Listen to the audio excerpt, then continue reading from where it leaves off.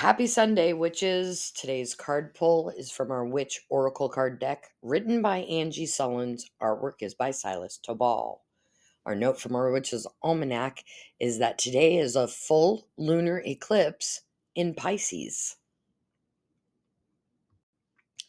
Divine Masculine. Chances are, unless you are one of the very few lucky ones, you weren't raised with a living example of the divine masculine embodied.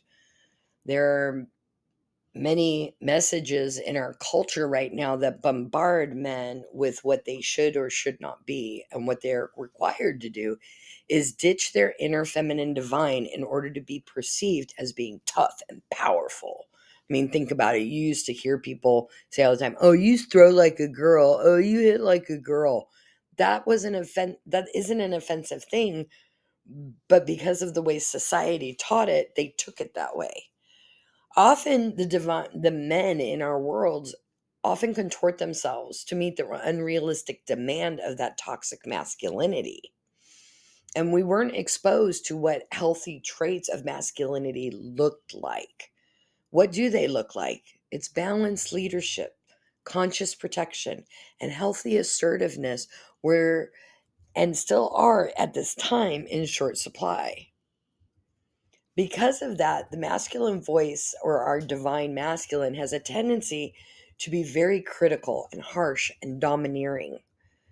Your feminine, your inner feminine divine, deserves an inner masculine divine who's encouraging, leading, and is challenging to your femininity, but also downright worships you.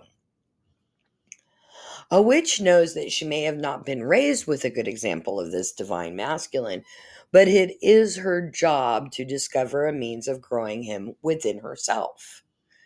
We all have an inner feminine and an inner masculine divine, and often we are so focused on our inner goddess that the inner god is overlooked, neglected, or ignored.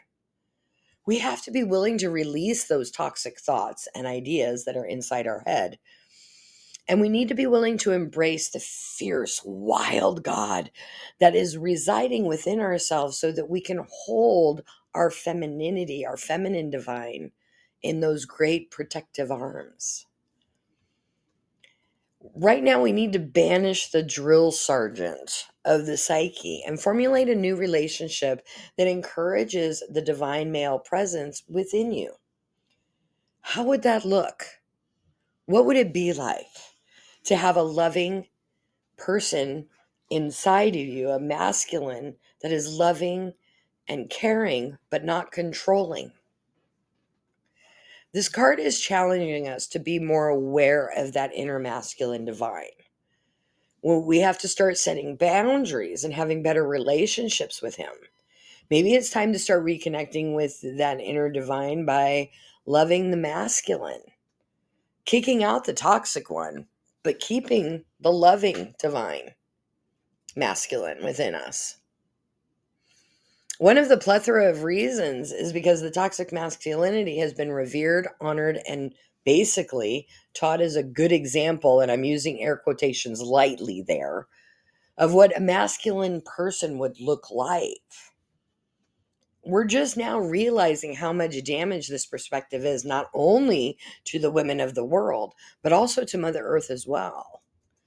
We need to honor our inner masculine divine in a different way, evicting the toxic and welcoming in the loving, and allowing the leadership and worshiping our inner masculine divine as we would our inner feminine divine.